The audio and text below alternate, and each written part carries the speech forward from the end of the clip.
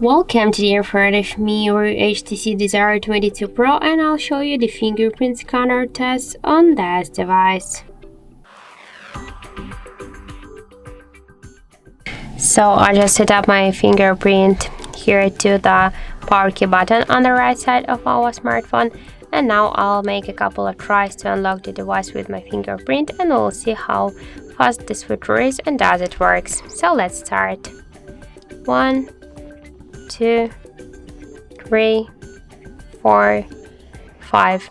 So as we can see, just the fingerprint scanner works here so fast and correct. We can unlock the device just with a couple of seconds and with a simple touch to the power key. So I suggest you to try this unlock method, but don't forget that the fingerprint scanner is less secure than the passcode or pin code unlock methods. So that's it. Thank you for watching, and if you find this video helpful, don't forget to leave a like, comment and to subscribe our channel.